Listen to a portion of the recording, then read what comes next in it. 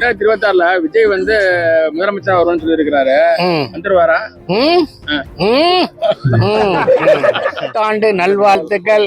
2026 சிறப்பான ஆண்டாக எல்லாருக்கும் அமையணும்னு என்னோட இறைவனை வேண்டிக்கிறேன்.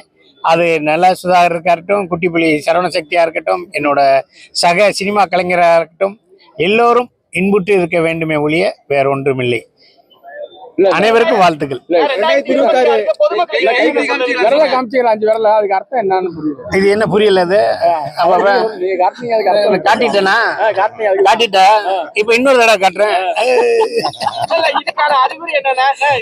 அண்ணே எனக்கு 5 விரல் இருக்குண்ணே. அதுதான் அடையாள சின்னமா இருக்கு, அதுக்காக ஒரு கட்சியோட அடையாள சின்னமா இருக்குண்ணே.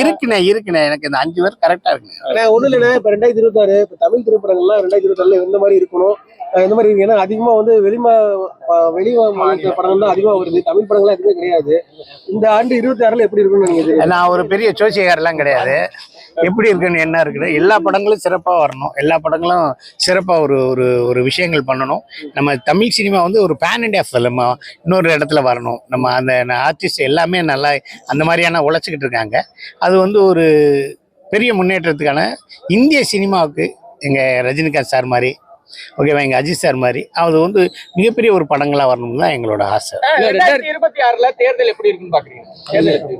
2026ல இது தேர்தல் நடக்கும். அந்த ஓட்டு சாவடி எல்லாம் நல்லா சுத்தமா வச்சிருப்பாங்க, எல்லாம் போட்டாக்கிட்ட எல்லாம் போடுவாங்க. 2026ல விஜய் வந்து முதலமைச்சர் வருவான்னு சொல்லி இருக்கிறாரு. வந்துருவாரா? 2026ல வரதுக்கு வாய்ப்பு உண்டா? விஜய் வரதுக்கு நன்றி. ஹாப்பி நியூ இயர் சொல்றீங்க. Happy new year.